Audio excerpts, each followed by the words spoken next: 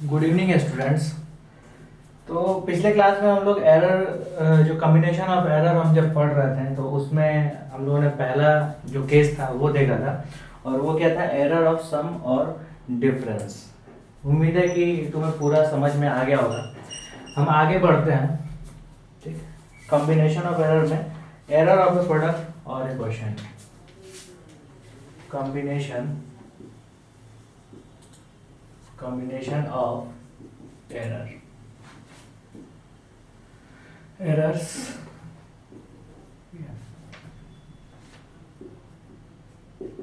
Second case हम देखेंगे। ठीक है, सेकंड केस हम देखेंगे जिसमें क्या है, ठीक है, error of a product, error of a product and a question. ठीक है, error of a product and question.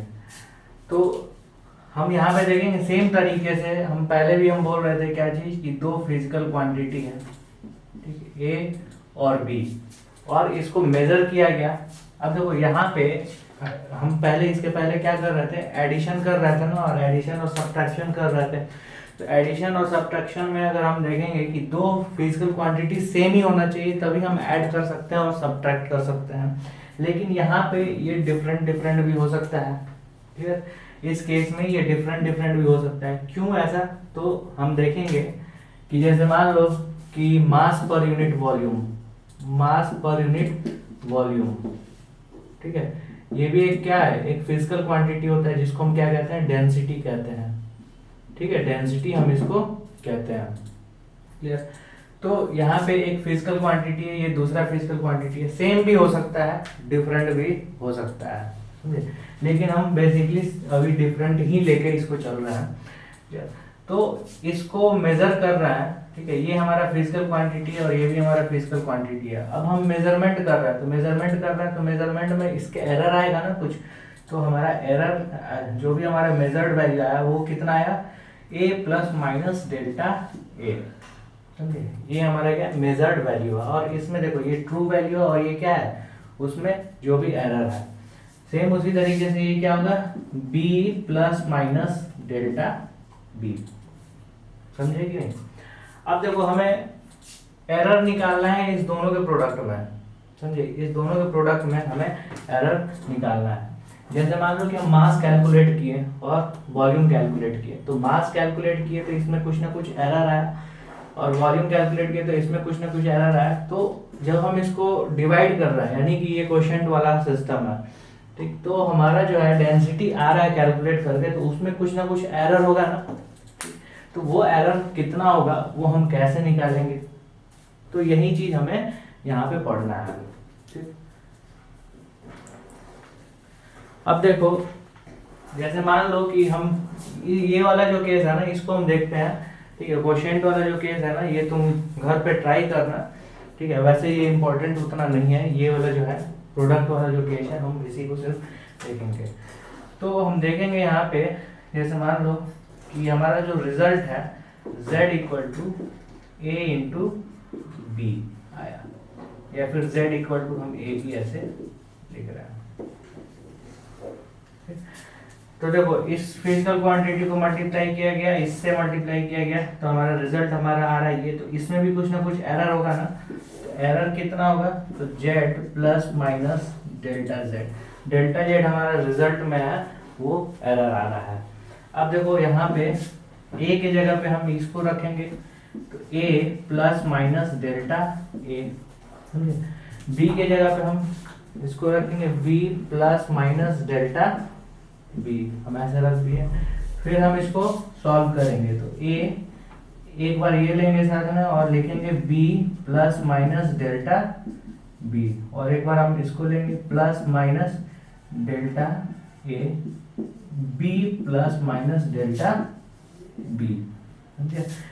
फिर ये क्या हो जाएगा, a b, clear, plus minus a delta b plus minus delta A B plus minus delta A delta B. हम ये लिख दिए। अब ये किसके बराबर है, z plus minus delta z। अब देखो यहाँ पे हम क्या करेंगे ना, देखो यहाँ पे जैसे मान लो कि तुम देखोगे कि इसको हमें कंपेयर करना है, ठीक। तो हम डायरेक्ट यहाँ पे मान लो कि डेल्टा जेड, ठीक है, इक्वल टू हम कितना लिख दें, इसके बराबर लिख दें, समझे। तो क्या हमारा काम हो जाए, जैसे हम पिछली बार देख रहे थे, समझे। पिछली बार में हम देखे थे ना कि z में अगर हम plus minus delta Z add करते हैं तो इधर भी हम plus minus delta Z add करेंगे। अगर हमारा देखेंगे कि इसमें क्या है, जैसे z है और a भी है, तो इसको हम कंपेयर कर सकते हैं, समझे। इसको आसानी से कंपेयर कर सकते हैं। लेकिन हमारे पास एक और मेथड है, ठीक, हमारे पास एक और मेथड है, ठीक है। हम LHS और RHS, ठीक है, ये हमारा क्या हुआ, LHS हुआ और ये हमारा क्या हुआ, RHS हुआ। इसको हम डिवाइड कर दें, ठीक है, इससे, यानी कि इस इक्वेशन को हम इस इक्वेशन से डिवाइड कर दें। LHS को हम डिवाइड कर दें किससे, Z से डिवाइड कर देते हैं, और RHS को हम AB से डिवाइड कर देते हैं, तो भी हमारा क्या होगा, सेम रिजल्ट आएगा, समझे। AB से हम यहाँ पे डिवाइड किए, क्लियर हुआ।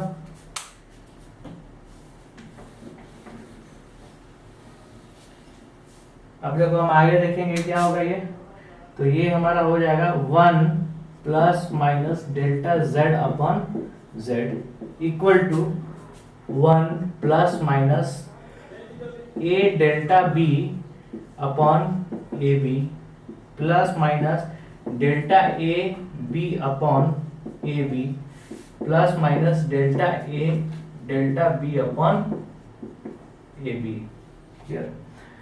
अब यहाँ पे हम देखेंगे कि 1 1 खत्म, plus minus delta z upon z equal to ये क्या हो जाएगा, तो a कैंसिल आउट हो जाएगा, b और b कैंसिल आउट हो जाएगा, तो delta b upon b plus minus delta a upon a, समझिए। अब देखो ये जो है ना, देखो जैसे मान लो कि ये क्वांटिटी क्या है, छोटा है, और उसमें एक और छोटा क्वांटिटी को हम अगर मल्टीप्लाई कर देते हैं तो ये ओवरऑल क्वांटिटी नो बहुत ही छोटा हो जाएगा, यानी कि हम इसको क्या कर सकते हैं, नेग्लेक्ट कर सकते हैं, समझे। इस केस में हम क्या कर सकते हैं, नेग्लेक्ट कर सकते हैं। जैसे देख लो 4 में मल्टीप्लाई किए 0.2 से, समझे, तो ये जितना भी रिजल्ट आया है इसका, ठीक है, ये हमारा है 0.8, ठीक है। अब देखो हम इसी को 0.4 से मल्टीप्लाई कर रहे हैं 0.2 को, तो देखो ये कितना आएगा, 0.08 आएगा। तो देखो ये कितना छोटा हो जा रहा है, समझे।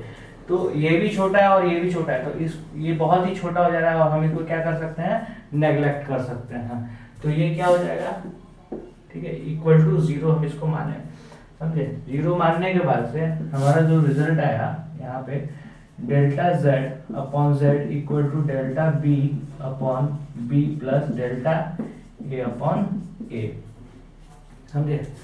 अब देखो ये जो क्वांटिटी जो भी है ना, ये हमारा क्या है, रिलेटिव एरर इन z है, यही लेते थे ना, यानी कि जो मेजर्ड रिजल्ट है, ठीक है।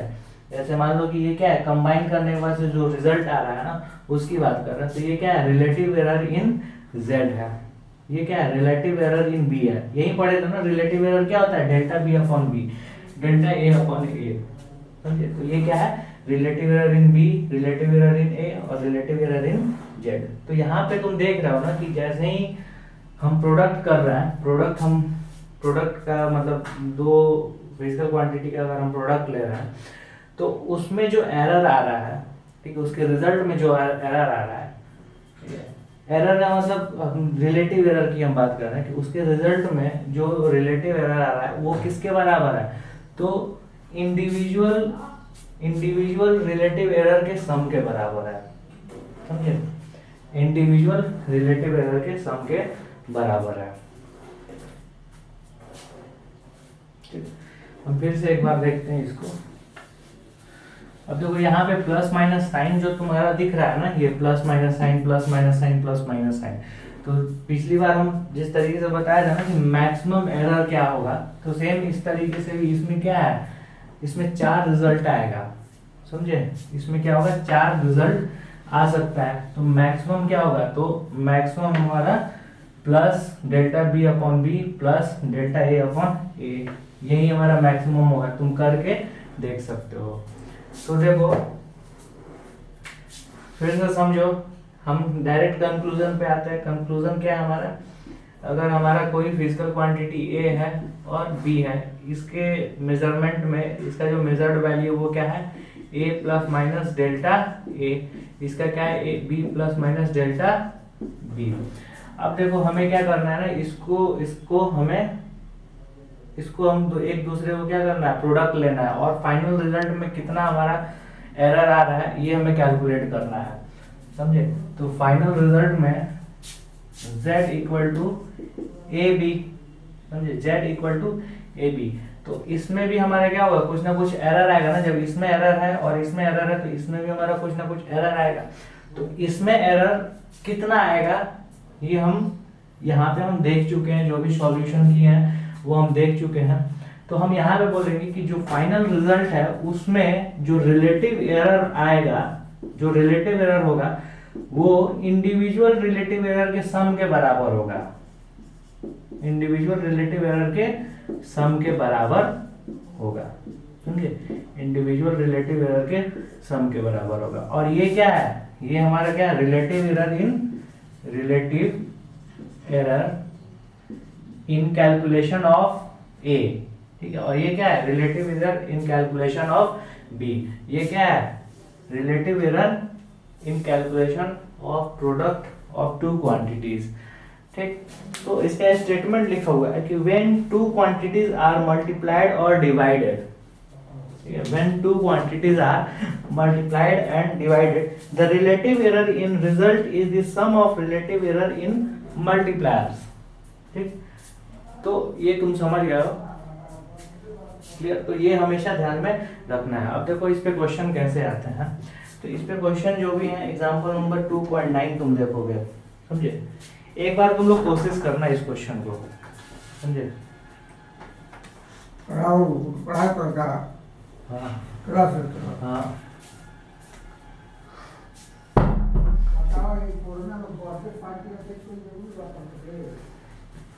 कंटिन्यू करिए। हाँ ठीक है, एग्जाम्पल 2.9 तुम देखोगे, ठीक है, बहुत ही आसान है। इसमें क्या लिखा है, इसमें एग्जाम्पल 2.9 हम करा के दिखाते हैं। एग्जाम्पल 2.10 तुम लोग अपने से करोगे, और देखो इसमें कुछ है ऐसा कॉन्सेप्ट जो मैं अभी नहीं बता रहा हूँ, खुद से ट्राई करना, फिर तुम लोग मेरे पास व्हाट्सएप पे मैसेज करना। नहीं बनेगा तो मैं अगले क्लास में बता दूंगा इसको, ठीक है।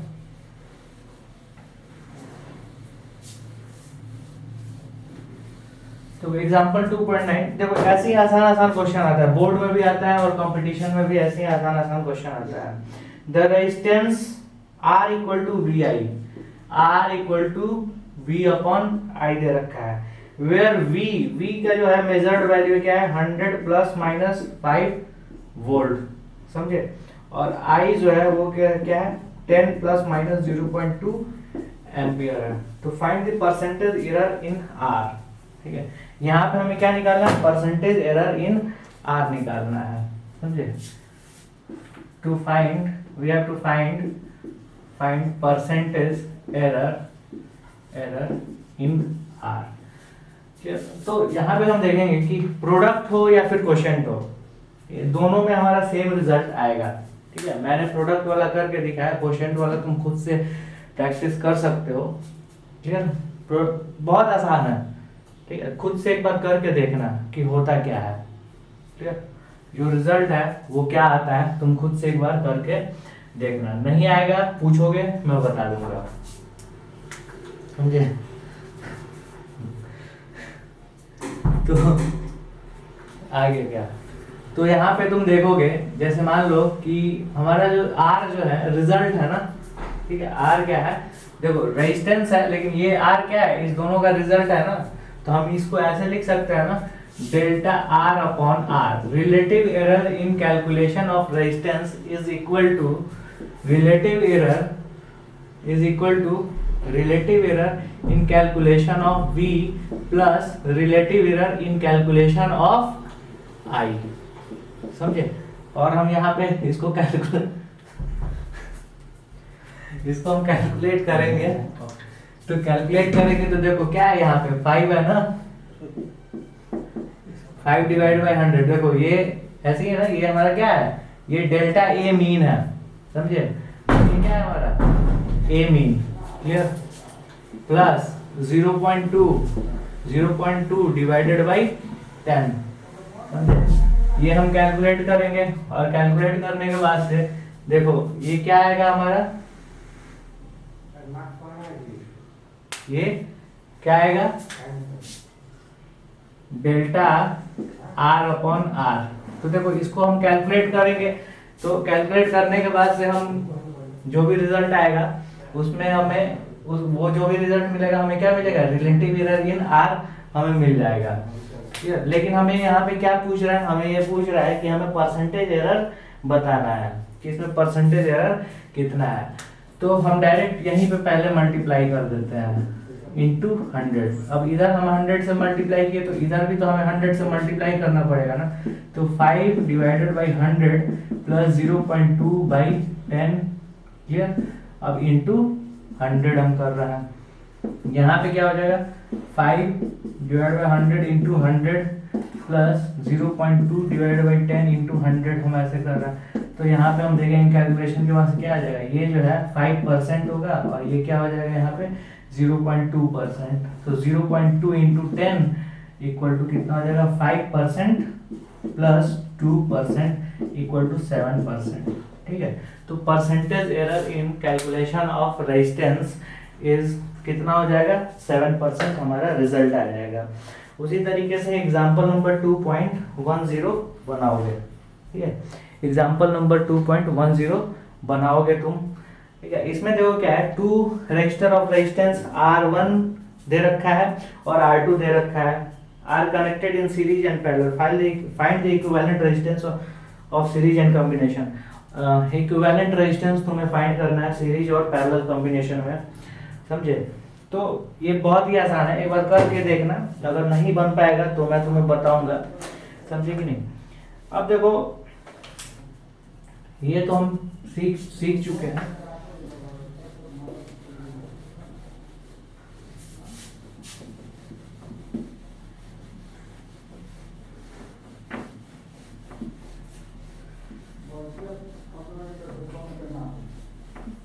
अब देखो एक और केस है, ठीक है? एक और केस है, ठीक है? वो केस क्या है, एरर इन, ठीक, error in case of a measured quantity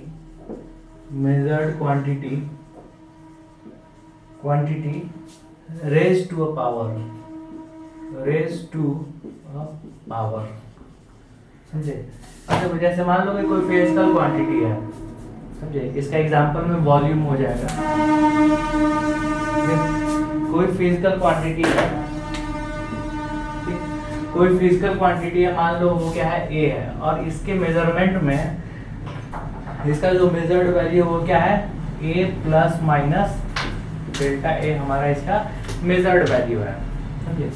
अब देखो error in case of a measured quantity raised to a power, यानी कि अगर मेजर्ड क्वांटिटी है उसका अगर हम पावर ले लेते हैं तो हमारा जो फाइनल रिजल्ट आएगा उसमें हमारा कितना एरर आएगा, ठीक है?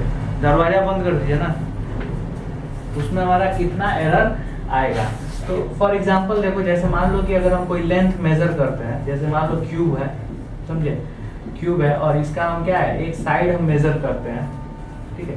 तो साइड अगर हम मेजर करते हैं तो वो हमारा कुछ ना कुछ आता है एल प्लस माइनस, ठीक है? L plus minus delta L हमारा आता है, ठीक है? अब हम इसका वॉल्यूम निकालते हैं तो वो क्या आ जाएगा, L plus minus delta L cube हो जाएगा ना, समझे? तो हमारा फाइनल इस वॉल्यूम में, ठीक है, कितना एरर आएगा हमें ये निकालना है। तो इसको निकालने के लिए ये भी बहुत आसान है, इसको निकालने के लिए हमें क्या करना पड़ेगा, जैसे मान लो कि हम एक एग्जांपल लेते हैं कि हमारा जो मेजर्ड रिजल्ट है वो हमारा इस तरीके से है, जो हमारा रिजल्ट है वो क्या है, इस तरीके से है।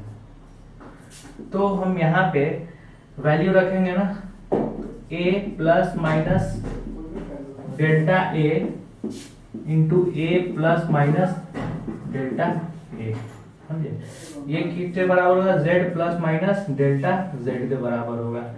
सेम उसी तरीके से a into A plus minus delta a into A plus minus a into delta a plus minus delta a into delta a हम यहाँ पे कैलकुलेट करेंगे। z plus minus delta z, अगर हम LHS और RHS को, ठीक है, डिवाइड कर दें, LHS को z से डिवाइड कर देते हैं और RHS को a स्क्वायर से डिवाइड कर देते हैं, तो वही होगा plus minus delta z upon z equal to क्या हो जाएगा हमारे यहाँ पे, plus minus delta a upon a plus minus delta a upon a plus minus delta a upon a square. ये हमारा क्या हो जाएगा, बहुत ही छोटा हो जाएगा, तो हम इसको क्या करेंगे, नेगलेक्ट कर देंगे। नेगलेक्ट करेंगे तो हम देखो हमारा रिजल्ट क्या, हमारा delta z upon z plus minus equal two plus minus delta a upon a plus minus delta a upon a, समझे। अब देखो ये हमारा जो है वो कितना है, delta z upon z equal to 2 delta a upon a। ये 2 डेल्टा a अपॉन a लिखने का मतलब क्या होगा, लिखने का मतलब क्या हुआ कि हम मैक्सिमम रिलेटिव एरर का हम सम ले रहे हैं, समझे। देखो इसका कितना 4 केस आएगा ना, समझे, तो उसमें क्या हम मैक्सिमम वैल्यू का ले रहे हैं। अब देखो ये जो रिजल्ट है ना सेम पहले जैसा है।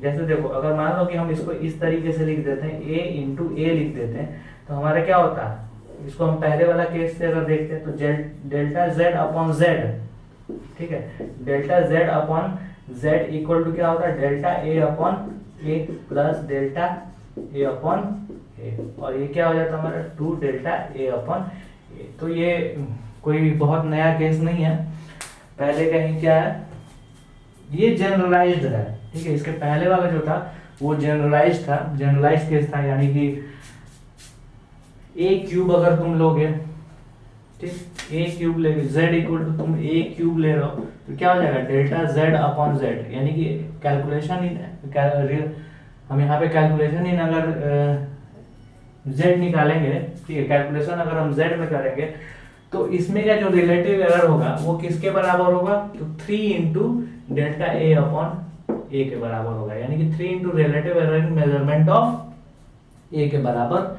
होगा, समझे कि नहीं। तो यही है, बहुत आसान है ये सारा चीज। तो इसमें एक क्वेश्चन है, इसका स्टेटमेंट देख लो, ठीक है। ये स्टेटमेंट क्या है, the relative error in physical quantity raise to a power k, ठीक, the relative error in physical quantity raise to power k is k times the relative error in individual quantity. कहने का मतलब क्या होगा कि इसको अगर हम एक फिजिकल क्वांटिटी को मेजर किया और उसका पावर रेज कर दिए 2, तो हमारा फाइनल जो रिजल्ट होगा, ठीक है, उसमें का जो रिलेटिव एरर होगा वो किसके बराबर होगा, तो k टाइम्स, यानी कि इसके पावर के टाइम्स, ठीक है, relative error in individual calculation, ठीक है, relative error in individual calculation. समझ में आया। तो यहाँ पे हम एक एग्जांपल तुम्हें दे भी देते हैं जो इसी में किताब में दे रखा है, ठीक है, इसी का हम एक एग्जांपल दे देते हैं।